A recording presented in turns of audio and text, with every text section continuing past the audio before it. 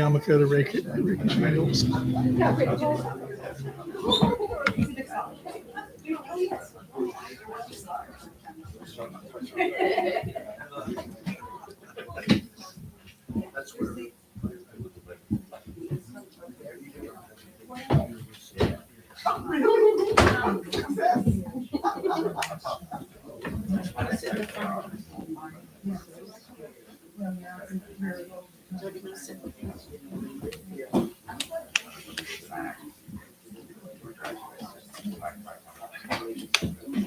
Hi, everyone. Thanks for joining us. Welcome. I'm Anthony Allen. I'm one of the partners at Paula Gallery, and I'm also a huge fan of the bookstore, so I'm here as often as I can. It's a pleasure to welcome you for tonight's conversation about this beautiful book, Stephen Antonakos, Neon and Geometry by David Ebony. The book is a remarkably comprehensive and gorgeously illustrated exploration of Antonakos' life and work. And with the last monograph on Antonakos dating from 1999, which is Irving Sandler's book, it's a long overdue reappraisal of Antonakos' work and an opportunity to reacquaint ourselves with the breadth of his achievements. So for those of you who may not know the broad details of Antonakos' biography, he was born in Greece in 1926, and he immigrated to the US with his family when he was 4 years old, settling in New York. He began his artistic career in the 50s as a painter, and then soon shifted to sculpture, and eventually hitting upon the medium with which he's so closely associated, neon light. He approached this medium in a dizzying variety of ways, creating vibrantly colored works that respond to architectural space or the urban environment, at times in a kind of classically restrained constructivist mode, and at others with a certain off-kilter exuberance. While he firmly rejected illusion in his work, he was boundlessly fascinated with neon's potential to express intangibility, to convey emotional and spiritual depth, and to act as a conduit towards life's greater mysteries. Throughout his career, he created a vast body of work consisting of individual neon sculptures, room-sized environments gently bathed in lights, some of which he called chapels, and exterior commissions, an aspect of his work that grew to over 55 public works in his lifetime, in the US and abroad. And New Yorkers can easily see one of them, his neon for the 59th Street Transport Station. In fact, I see it every day on my commute, up at 59th Street on the west side, and a work that the New Yorker magazine described as, quote, subdued, stately, and somewhat spiritual, like the halos above votive candles in a dimly lit church. Antonakos passed away in 2013 at 87 after an artistic career of more than 50 years. So David Ebony's book offers readers a comprehensive understanding of his career and covers not just the neon light works, but also drawings and collages, artist books, Antonakos' take on mail art with his conceptual packages, all the way to his late gold works. So it's a pleasure to welcome Robert Storr and Mitra Abbaspour to discuss Stephen Antonakos' career and David Ebony's book. So I'll just introduce our two speakers for us tonight. Mitra Abbaspour is the very recent curator of modern and contemporary art at the Harvard University Art Museum. She was previously the Haskell curator of modern and contemporary art at the Princeton University Art Museum, where she headed the modern and contemporary collections for almost a decade and developed areas of strength in indigenous North American art, Latin American art, Asian and Asian American art, and art from the Eastern Mediterranean, through both acquisitions and programming. She curated or co-curated exhibitions on Alison Saar, Helen Frankenthaler, Frank Stella, among others, and helped guide important acquisitions and commissions for the Princeton campus, including installations by Carlos Cruz Diaz, Maria Berrio, Maya Lin, and Tang Sofar. Prior to Princeton, she was an associate curator in the Department of Photography at the Museum of Modern Art and an assistant curator at the California Museum of Photography, Riverside, where we met.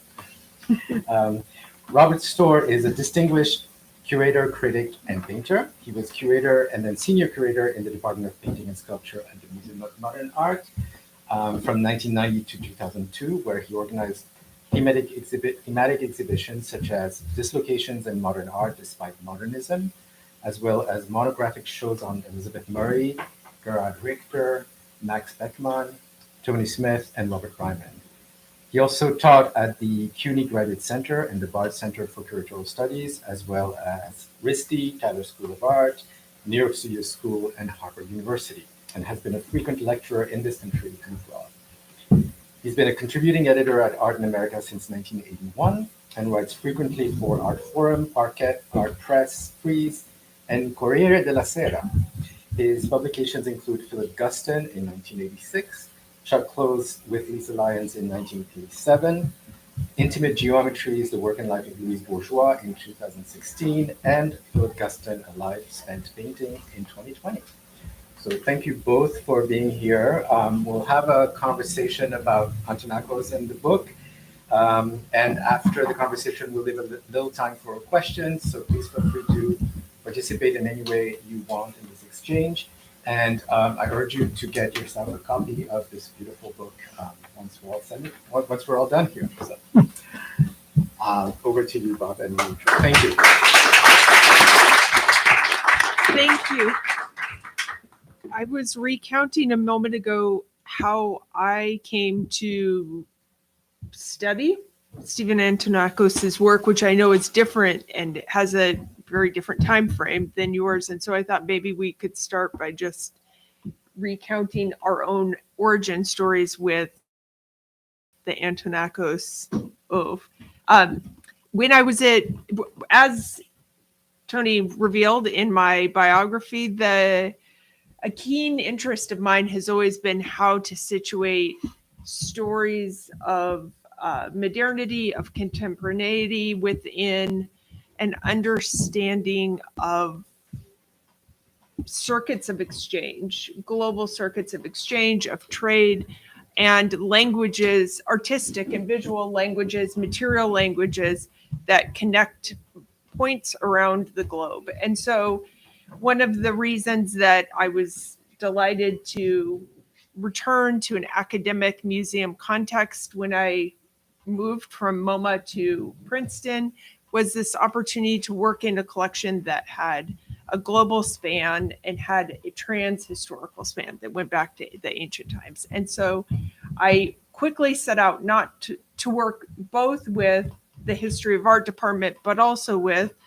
the Department of Latin American Studies, with our Indigenous Studies program, and with the program in Hellenic Studies. And the director of the program in Hellenic Studies pulled me aside, sat me down, gave me the book, the Stephen Antonakos book, with the conversation between you, Rob, and Helen, you're the great Byzantine curator at the Met, about Antonakos, seeing Antonakos within a broader context that reaches back to classical Greek, that takes us through Byzantine art, that brings us up to conversations of abstraction and pictorial space throughout the 20th century.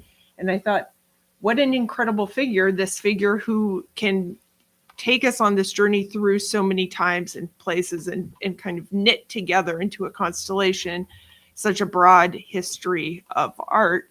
And so when I was invited to do a studio visit with his widow at his studio, I thought, here is my opportunity to learn more and to see the work in a context that will reveal his working process and his place. And I may return to stories of that studio visit itself, because of course, once you see how he worked in his studio and how he created a space and a place for his art, to create his art and in his art. His art was so much about creating space, creating place, a sense of place.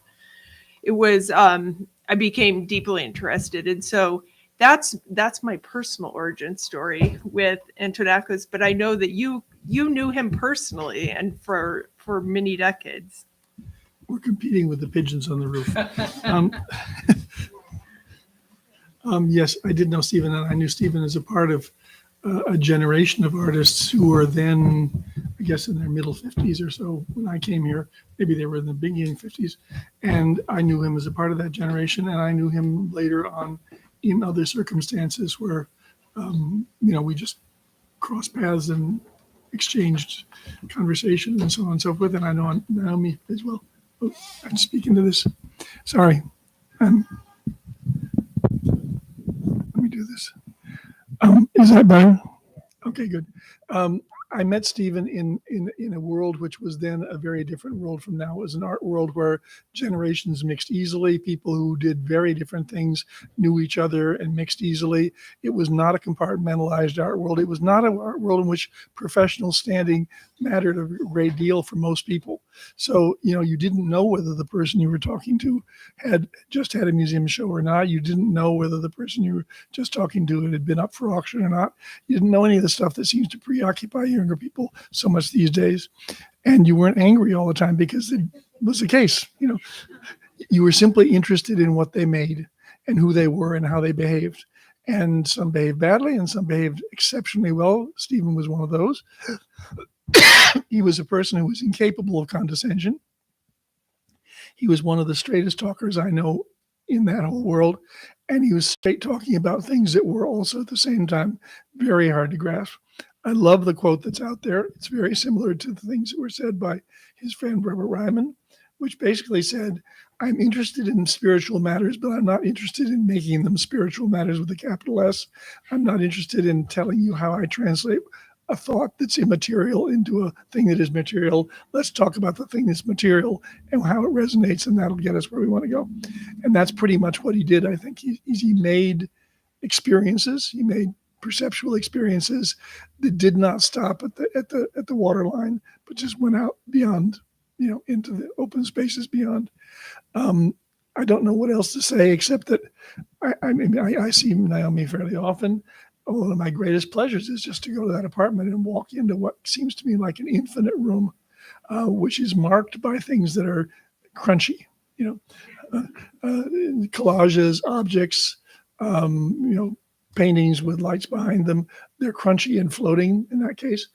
So the thing with Stephen's work is that it has every quality that you could possibly want, or at least if you see a group of them, it's a range of qualities, but they're utterly specific, every one of them. And that is what, anyway, means so much to me, is that is the case.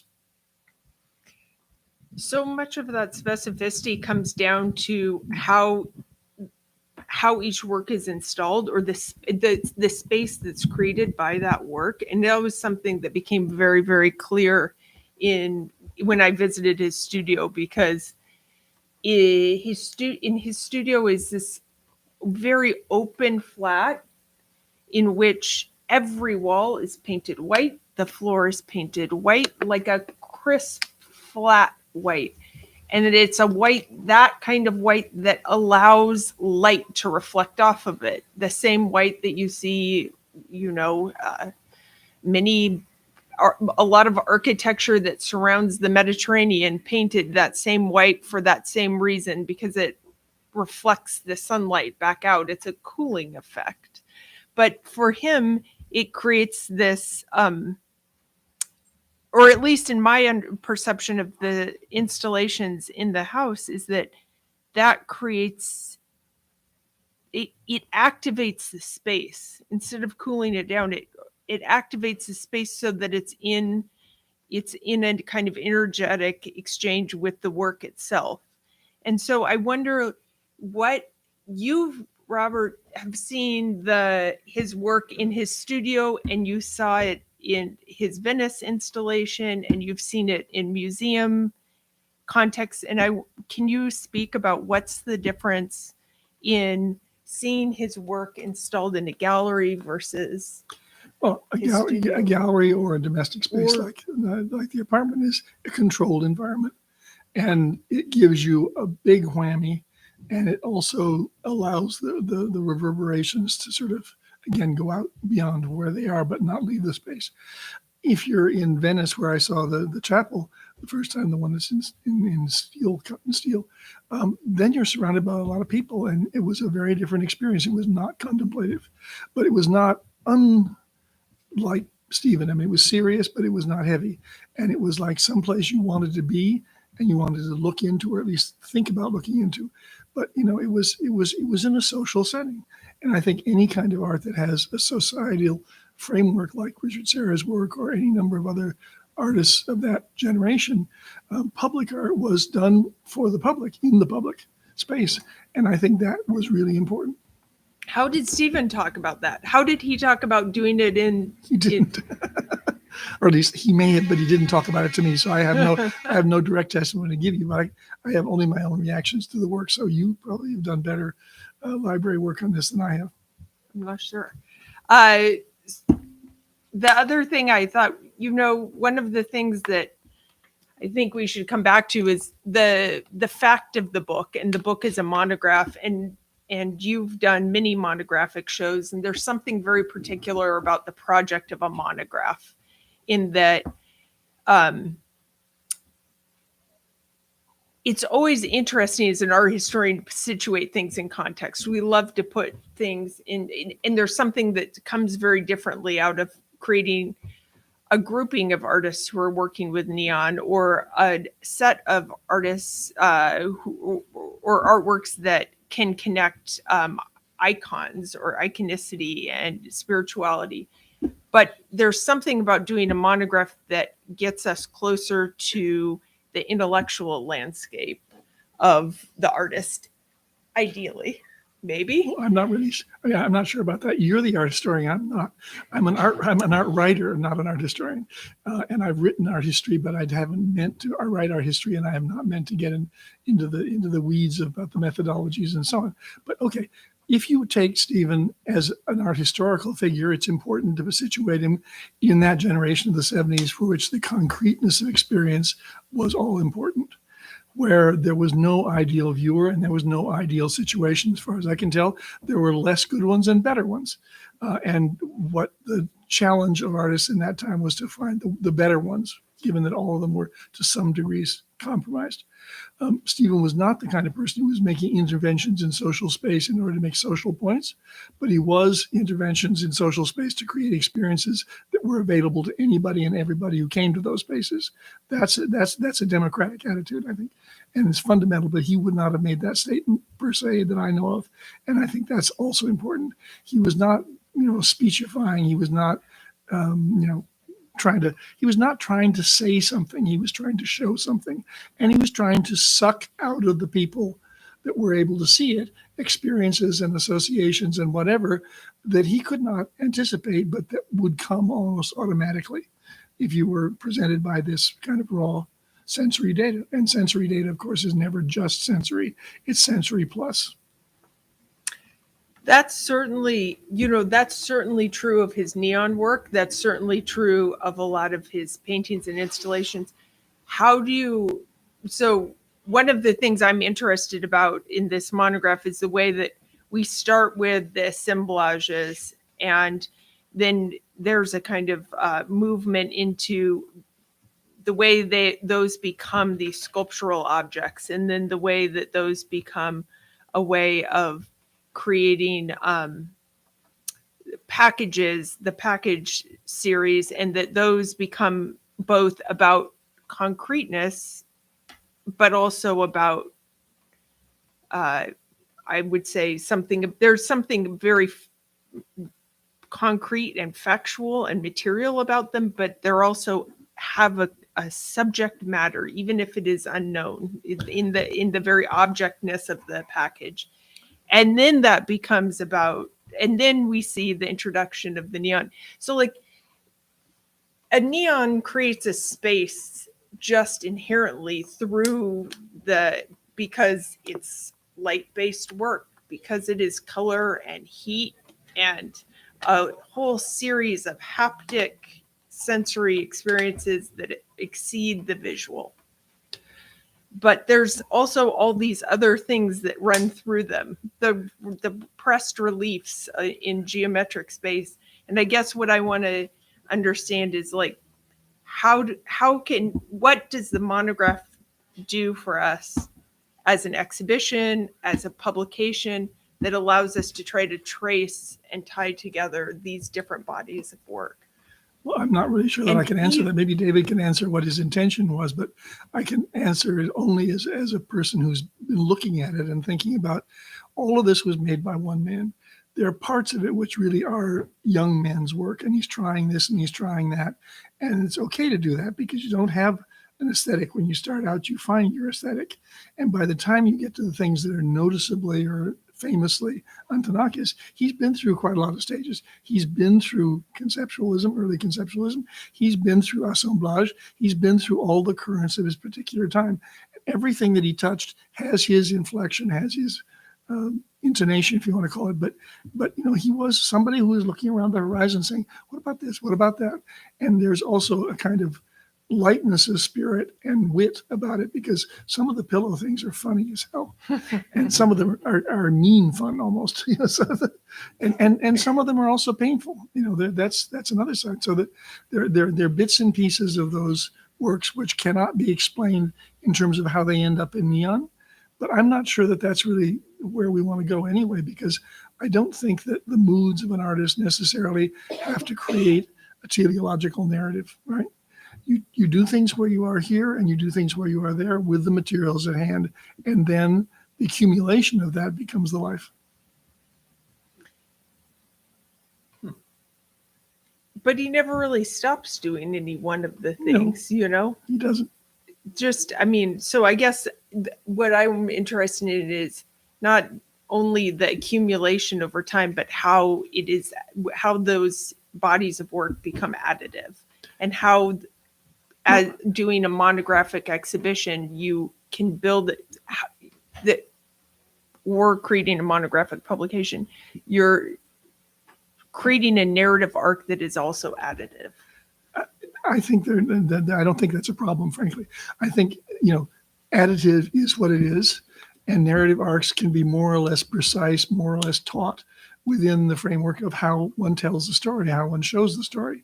And I think what David's done with the chronology and then with the text is to, in a sense, separate the narration a good deal from the analysis of the work. And that is a wise course, because otherwise you end up telling the story of why it had to be this way or why it had to be that way. And instead, he's telling how it was, and including a lot of our history around the edges without trying to smooth out the edges. That's that's the way I think about these things. Actually, and you invited me here. That's what you're going to hear.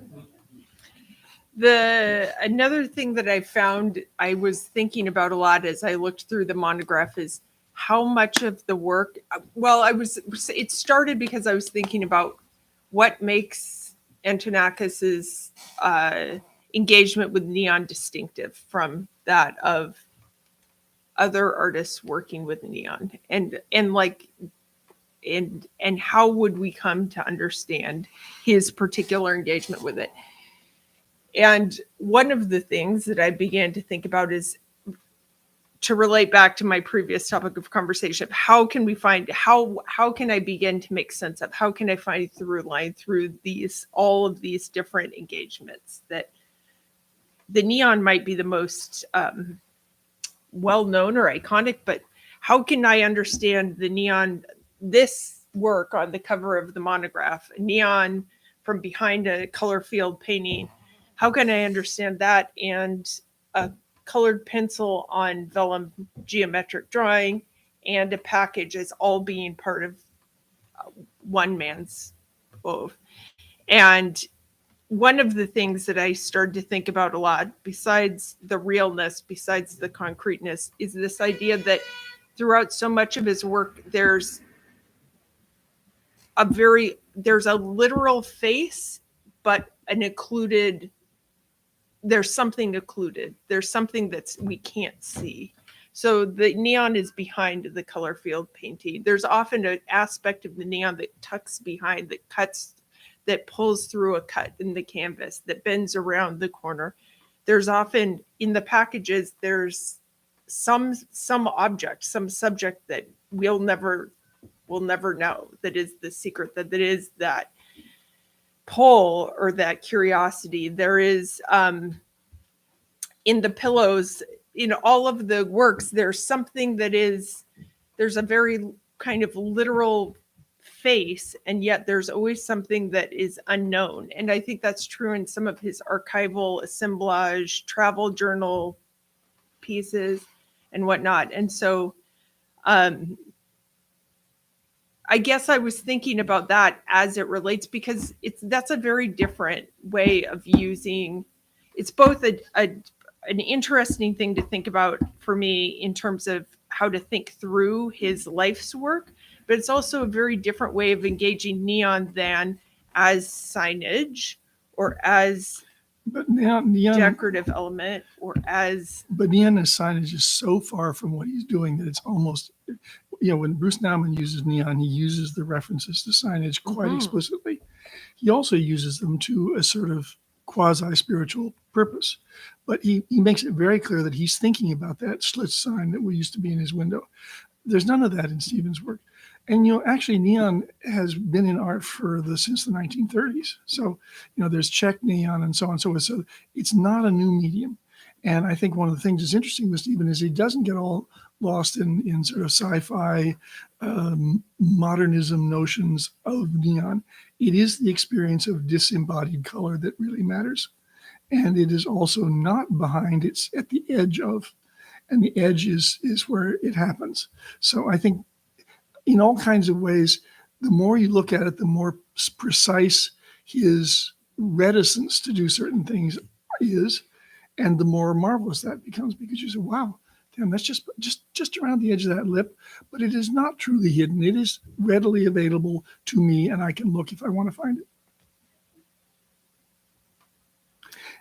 I mean, I'm sorry to be contrary, but I mean, I think. I don't know that you're being contrary. Okay, good. Okay. I think we might agree quite. Okay, fine. Anyway, I mean, I think that what he said outside what he did in his work were of a piece. And I think if you, again, look at his friendship with Bob Ryman and other people of that time, the literalness of the package of the presentation was the package. That was the way to think about the world. That miracles can happen in everyday life. Revelations can happen in everyday life. They don't have to happen someplace else or come from someplace else. They can be right here and now. And if if you're attuned to them, if you're at all inclined to recognize them when they come and hit you in the nose, that's it. That's the whole story. I mean, what was it? I'm trying to remember, there's a poem of William Carlos Williams where he basically says, maybe it's not in a poem, he said, not in ideas, but in things. And that's the credo of American poetry at that time. And I think that is very much what we're dealing with here. And what we're dealing with in most of the minimalist or minimal-oriented work that seems to people now to have all these spiritual connotations. But a reverence for it, or not a reverence, but a recognition, a contentment, a willingness to accept what is as being significant because it is an attitude which is really important. I was also thinking about the because you're talking about what is. Another thing that I was thinking about when I was trying to come to a understanding of how I would characterize his work and what is the thing that we recognize in it when we say it you is, recognize, or that one might recognize. Yes, that's better. Is that there's a handcraftedness to each of his pieces. Mm-hmm. And that's another thing that is definitely distinctive in the way that he's using neon versus, I think, for example, Bruce Nauman or Chrissa, or even though those are very, very handcrafted works, there's something in the way that he's not screen printing the geometric shape on the Mylar. He's coloring it in with a single pencil. And even in the multicolored works, it's coming from a multicolored lead pencil. And so I think that is something that gives a particular character to the idea of something being a fact. There is a group of artists that are contemporary to him that are seeking out objects that can function to create experiences as they are. For Antonakos, he is creating that shape by hand. He is bending that or cutting that canvas by hand, and there's still always the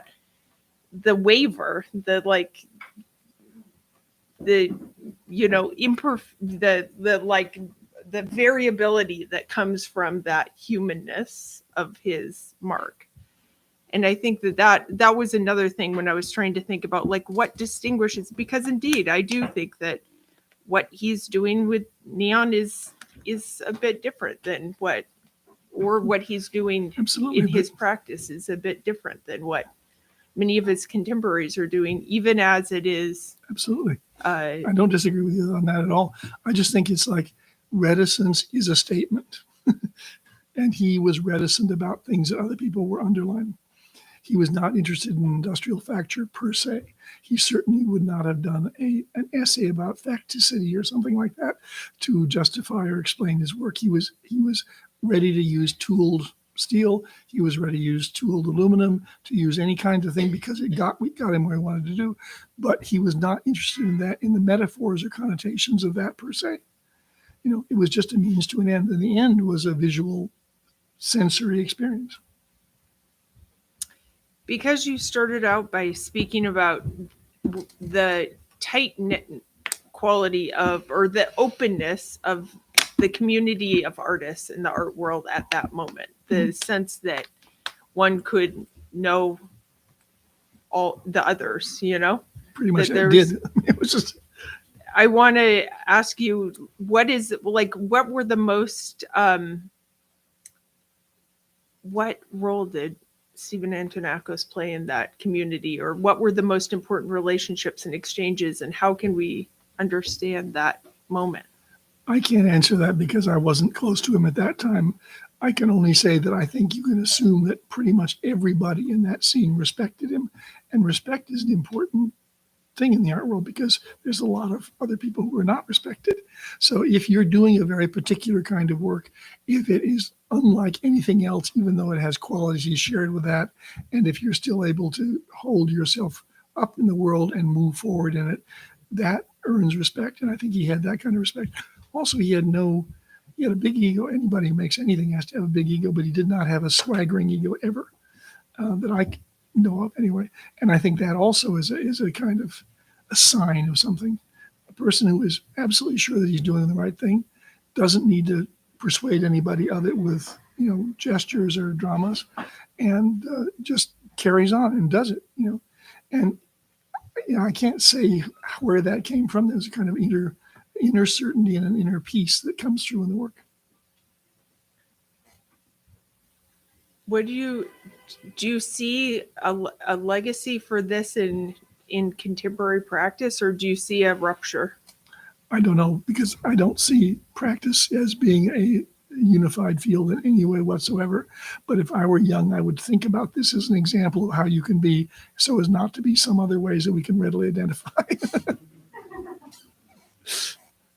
I think it's the liability of Peter of Stephen's having been so quiet and reserved a man is that he is not even known as a legend of reservation.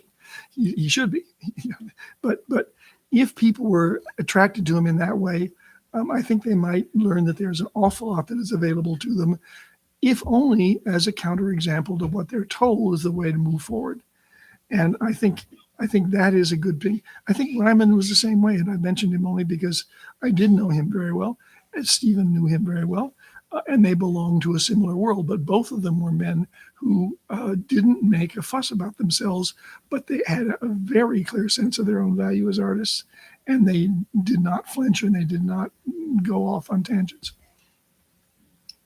What do you think motivated Ryman, and if as analog Antonakos. What's that old thing about the blues? You just had it in him and got to let it out. You know, if you have a sort of again, I use the term advisedly, but so did Kandinsky and wasn't so good. Okay, if you have a spiritual center, and if you know you have it, and if you know you can access it pretty much at will, and if you know you can channel it into the things you're doing, that's enough. That keeps you going. And so many people don't. And not everybody's given that. Therefore, it's a tragedy for some people, but I think it's an important thing if someone has it to just manifest it. And, you know, like Zen monks and a whole lot of people, they sort of, that's what they aspire to. And if they have it, then they got it. And one only hopes that they do a lot of work so that it is embedded in things that we can experience and therefore have knowledge of it through that.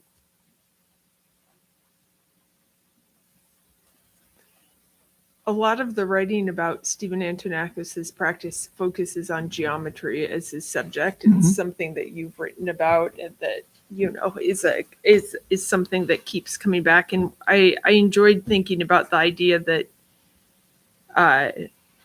geometry is a human invention to describe a very keen and heightened observation of the natural world, that it's, and that through that, in a Platonic sense, one can then begin to describe, can articulate one's observation, this thing of.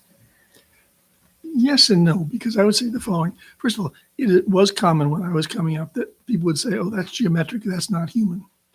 Because it was not a humanistic subject. It was not a representational subject. There is nothing more human than geometry because it was humans that made it up.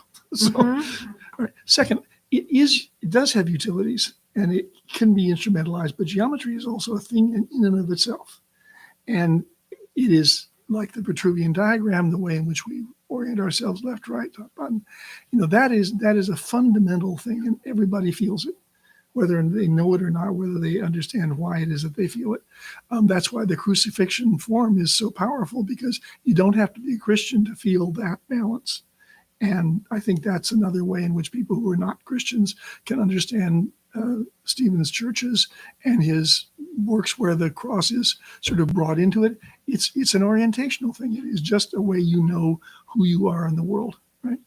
And I think all of that is to say, the geometry has its own language, its own resonance, and it has its own legitimacy. It doesn't need anything else. It doesn't need to serve a purpose, but it often does. I don't think geometry as a tool for science is to be disparaged, but it is also not necessary.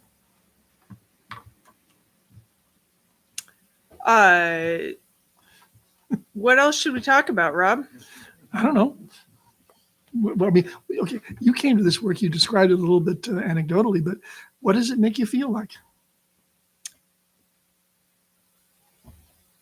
Good question. I think the work has different qualities, but I mean, I would say I'm keenly interested. I've mentioned a few of them. I'm keenly interested in the idea that there is something both very apparent and yet mysterious in as a quality in most of his works, that no matter how that indeed we can access the light, and yet there it is often hidden or is partially occluded. I'm interested in the idea that the package is the package, but it also is a provocation of what, you know, it begs the question of what is inside and what we can't know, that there's a way that many of his works point to an experience or a memory of his that is suggestive, but that isn't totally apparent through the work itself. And I think that comes back to some of, you know, like by far the most often repeated quote of his is about his identity as a realist, that he was Mhm. interested in real things and real spaces. And I think that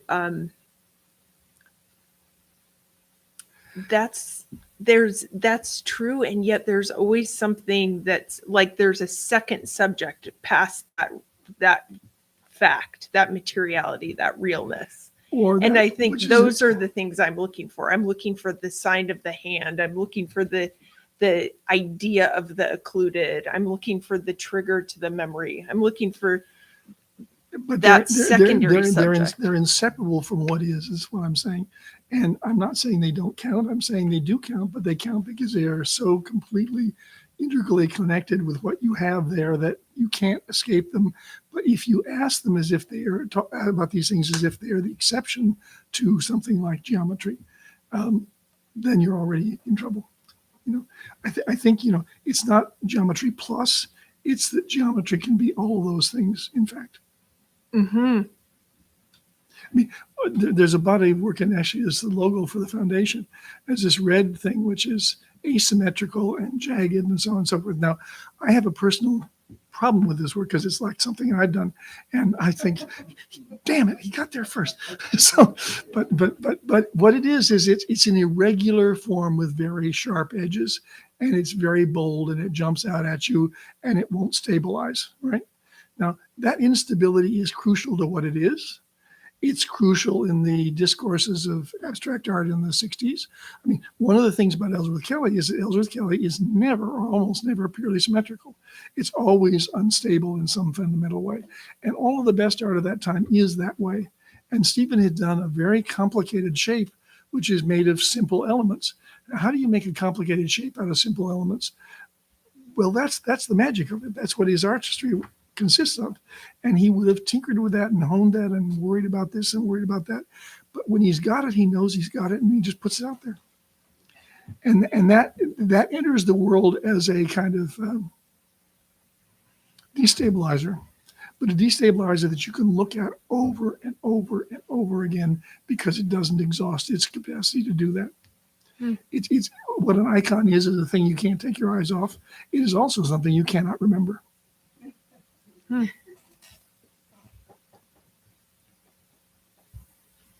we open for I was going to say, do we have questions from the audience? I met Stephen Antonakos on a couple of occasions very casually, but you've had in-depth discussions with him about art, and I wonder if you can recall some of those times you spent with him. Actually not. No, I mean, I had a lot of casual conversations with him, but not in-depth discussions, and I regret not pushing it farther, but that's just the way things were. But I enjoyed his company. I enjoyed his terseness, and I enjoyed his sharpness of vision. And I think I go to the work. I don't need to remember what he said because I can't. And part of that's also my brain is not what it used to be. But I think the important things is all in the work. Just go there. You'll find it. I mean, I don't know if you feel that way, but you spent more time with him in that dimension than I have. But I mean, I think a total artist is somebody who is just able to do what he does and doesn't need to do more, or she does and doesn't need to do more. And there is always more that could have been done by that person, which is why you don't feel sort of a letdown with the work, because you can feel it coming to an end. Stephen could have gone on had he had a few more years and done things that we can't imagine. But one of the things that is in there that I appreciate a great deal was his sense of humor. And I mentioned it before in relation to the pillows, but also in the travel collages. There's some very funny stuff going on in those travel collages. And I think that's, what's the Demotic Greek is the Greek of, common speech, right? And then there's classical Greek. Well, he was both Demotic and classical, and he could do both, and he could change like a switch hitter, It's just, you could change up. Mitra, you said you came to Antonakos' work through a program in Hellenic studies. Mm-hmm. You were just mentioning Greece. I'm just curious to know what Greece, how he thought about Greece in terms of his work, whether how he when you think of other artists, contemporary artists who have a relationship to classical Greece, like Bryce Martin, for example, what was his, how did it function for him? How did it nourish him and influence his work?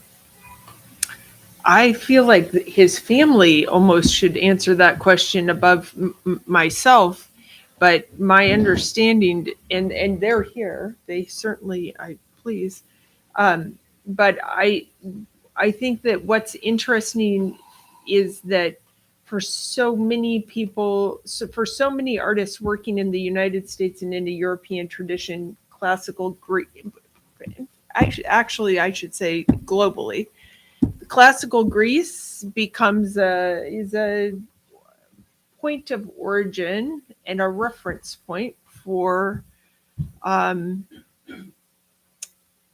artists in almost every country, in almost every chapter of history. And that's part of that is just the imperial, the like legacy of the imperial strength of the Greece and then the Hellenic Empire and its reaches. But what's to me seems very different about Stephen Antonakos is that it's not an intellectual, it's not only an intellectual connection, but a very, very personal and autobiographical one. And so that it has this dual function of being both an intellectual touchstone and a very personal way of infusing, of like looking to a place as a way of infusing his own identity in work that wasn't necessarily about himself or about his identity, but then is rooted in it. Do you want to speak to that? Do his family members want to speak to this in a much more? Yeah, I like the word identity. I like the word hand. I like the word identity. I like the word hand. Grew up the youngest of 5 kids. Came in 1930. The family was, the community was, the school, the football team. It was specific, warm, generous, open, but I think until he went to the army, it was then, and then coming back to Manhattan, then that he understood America. I think the Greek element, again, identity, because when Stephen started to do these things that to some people look like mosaics, like the Greek priests said, oh, it's mosaic. Okay. But he's Greek. They recognize the Byzantine. In America, it's Renaissance. East of Venice. The people in America just didn't recognize that. It's okay. But I mean, it took the Greek audience to see that side. The whole, ordinary people, art historians, et cetera, that just wasn't part of the understanding until maybe late 70s, early 80s, something like that. But definitely, he worked with great readiness. He didn't fuss, he didn't search, he didn't plan. Quote is, I know what to do. But that's how he worked. It's one good way.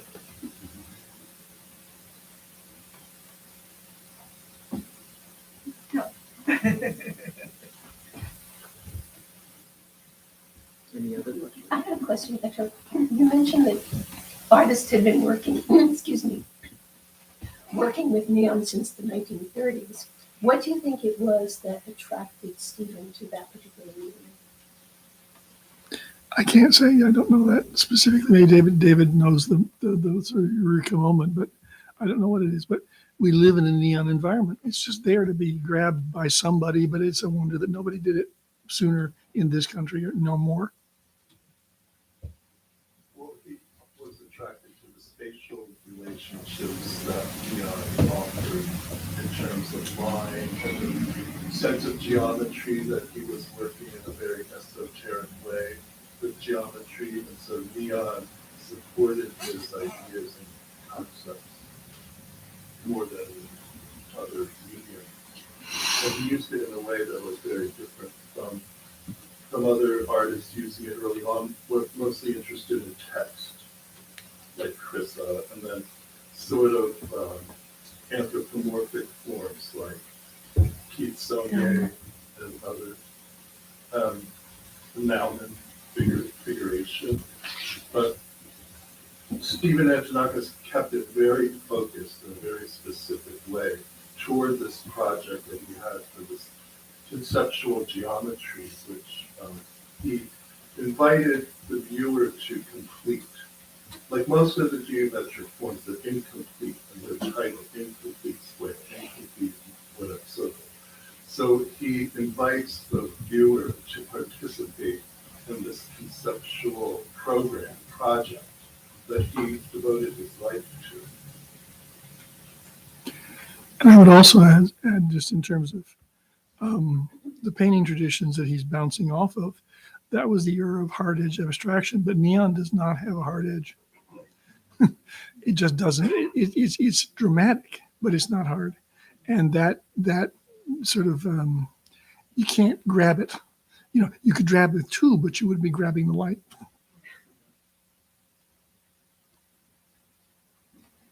I like your question that you posed to Rob about when we go to contemporary practice.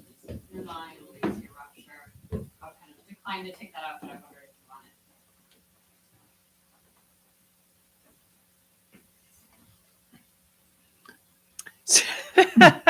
In David's book, It's a there's good question. Mary Weatherford is in David's book, for Yeah, I example. saw There Mary. are Mary- people doing it.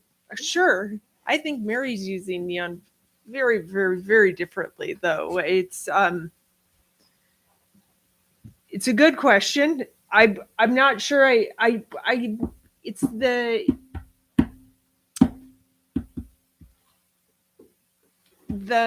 there are certainly artists. I think that the thing that I would find if I was looking for a contemporary through line for Antonakos, I would look more. I was thinking more about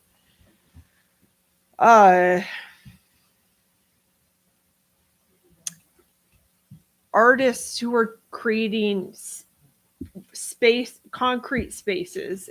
I would think more of someone like I think it would be interesting to think of Rachel Whiteread in conversation with Antonakos, where you have an object that is what it is. It is a cast of a space. It is meant to create a space. It is what it is. It rarely has, arts writers and art historians and the likes of myself will impose context and politics and subject matter and history on any artwork, no matter what it looks like or what the intention of the artist is, because it's what we do to make sense of things and tell stories. But most of her work doesn't necessarily, and so I guess I would think more, I think that's a kind of, and yet there's a quality of her work that has humor in it. There's a quality of her work that's destabilizing. I don't know. This is, that's the direction I think I would think of, because I think and it's so dependent on installation. I think that what someone like, and that's more important at some level, I think, in terms of thinking of a contemporary legacy than someone like Mary Weatherford, who is using the same material or the same medium, but is after, and is also, I would say, very interested in the idea of place. I think that would tie them together.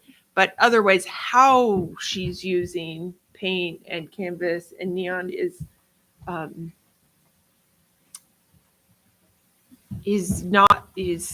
very different. It's very expressive and emotional and rooted in memory, and I think differently there's a distinction, but I don't know. So it's a good thing to try to articulate. It's an interesting thing, but I guess I just was thinking about when I posed it to Rob, I was thinking about the idea that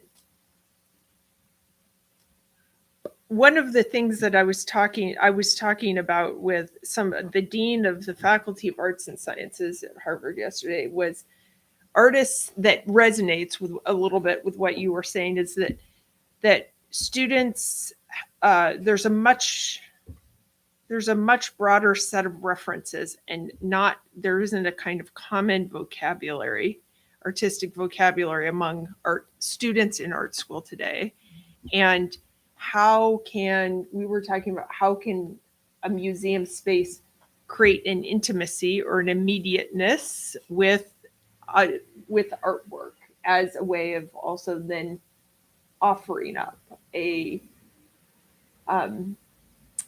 set of references for artists who are in formation, who are in a state of development. And I think there's something about the ways we were talking about that you were describing the arts world and the culture of the 1960s and 70s in New York, and the way that Antonakos's work is democratic, as you said, and generous, and wants to requires the viewer to complete it. That is also very much an invitation to engage with its materiality, with its in an immediate way, in an intimate way. I mean, I think it's going to take a deprogramming of the audience and of the people who are teaching that audience so that everything that's there is not an object of critique, right? It's not as if critique's a bad thing. It's not. It's a good thing. But you got to have a circuit breaker so that when people enter spaces like this, they don't immediately go into critique mode. They go into experiential, phenomenological mode, and that's what then generates new information, new perceptions, and so on. And I don't know. I don't think short of that we're going to see it much. Although your question says there's a job open there someplace for quite a lot of people, and to use that space differently, to use this means differently, and you could probably figure it out by equational thinking, or you could just use it and get there by hunches. Say, damn, I just saw something in neon the other day and it just didn't fit anywhere that I know. I'll make another one.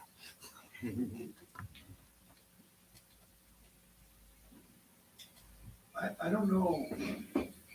I don't know how to say this, but I'm surprised and gladdened by this component of spirituality. I just wondered how that,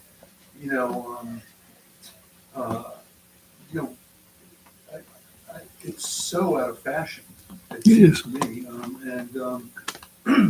could you kind of place that? Is that sort of the end of that kind of thinking, and then it went to 70s, 80s, 90s, and here we are where we are now, where it's this other mode. Okay, it's not the end of that kind of thing because Nauman has it also, but also Terrell has it.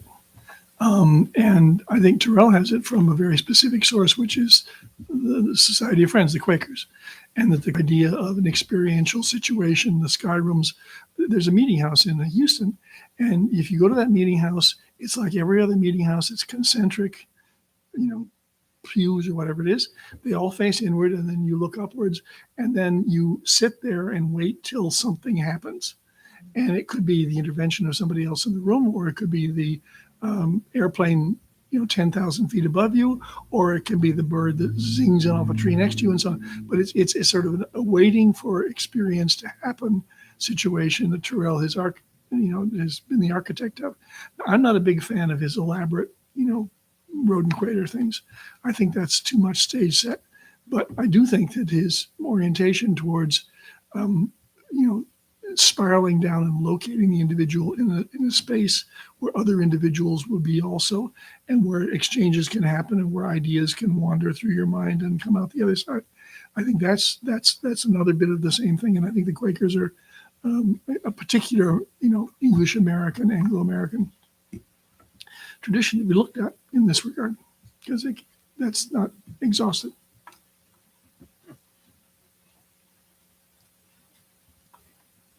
I'd say they're even younger artists, and from different cultural and ethnic backgrounds that are very invested in the spiritual even today. And you see it often, maybe like their installation earth. This kind of art is deeply rooted in it as a form, but a lot of not all, but certain artists who are creating time-based media, but creating it in installation environments where you have, I think, a lot of spiritual art that's interested in spirituality, whether it's painting on canvas or silver gelatin prints or elaborate environmental installations, shares a quality of trying to get an audience member to experience the thing in front of them as having a secondary and tertiary kind of subject matter. So in the idea of Stieglitz taking a picture of the clouds in the sky, that is also an abstraction, or in the Sky Room of Terrell, there's similarly a push to see beyond that which is immediately in front of you. Or Agnes Martin. Or Agnes Martin. I just wanted to Antonakos' spiritual component in the work is closely connected to his Greek heritage and everything else. Not only in the chapels that the Greek Orthodox churches that he was familiar with as a child, but even as in the cover of our book, that's the site of the Eleusinian Mysteries in Eleusis, which was the holiest city in the world for more than 2,000 years. So, and of course, Stephen wasn't overt about that's what the work is about, but it connects to those kind of historical, spiritual aspects. I mean, you could get mugged for saying you were interested in the spiritual and art at a certain point in New York, and if you did it with a certain panache like Rothko, you wouldn't be mugged. But in a lot of places, it was a kind of laughing matter. It was just uncool. Not anymore. Not anymore. And what is spiritual, by the way? What is that?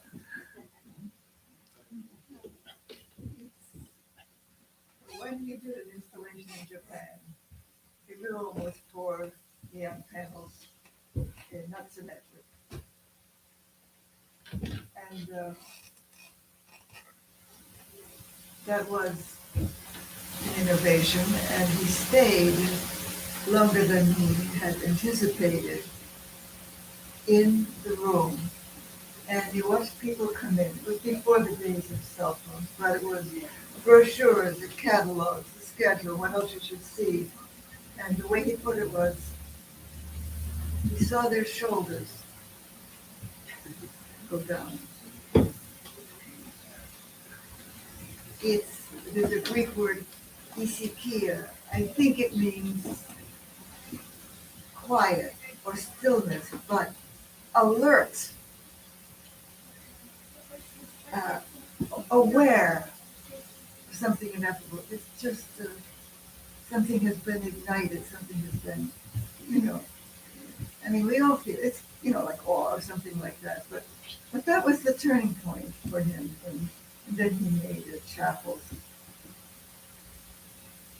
But the Greek instinct was just identity. The religion is like, it's there. Yeah. I mean, Zen played a similar kind of role also, and was very important to a lot of artists in the 50s and 60s because it carved out space for that kind of quiet absorption of the world. Right? Interesting thing about the work of Antonakos is that we are always trying to understand why, or we are feeling that it's very spiritual, like we don't know really why.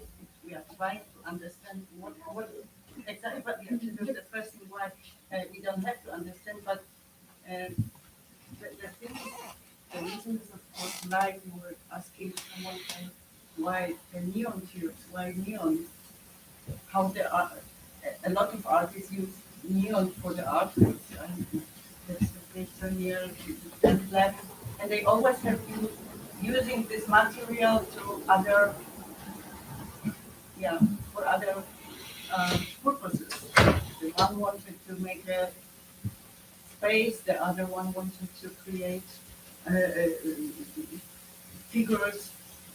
And this what I think Antonakos wanted to create is the word, maybe the good word emanation, because this word in a Greek philosophy, Neoplatonic philosophy is the key actually, emanation of life. Emanation of life was the incarnation of the God. That's why we feel that it's spiritual. We don't know why, but we feel it. That's why in every Byzantine church, you have a chapel with a gold leaf, gold mosaic, because it's mirrored, because God mirrors light. And it's everything is about the light. You reflect it. This is why he used neon. Of course, 1,000 years ago, the artists couldn't use the neon. They had to use the gold. Now, in 20th century, they can use neon or other sources of light. The point is emanation, light, life, and God. This is the same in the Greek philosophy, Neoplatonic philosophy.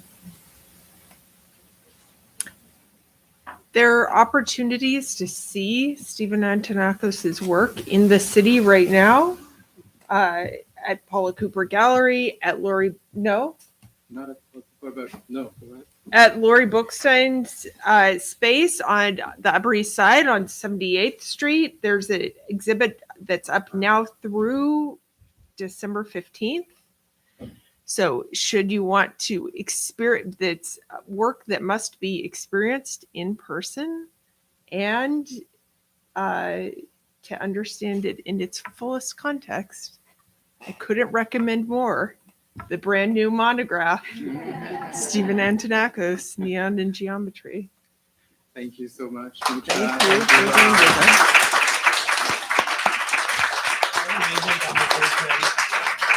Thank you all for coming, and great conversation. Thank you so much. Took us to very far spaces, deep spaces, beautiful spaces. So please take a look at the book and have a good evening, everyone. I saw it, but it's available in the gift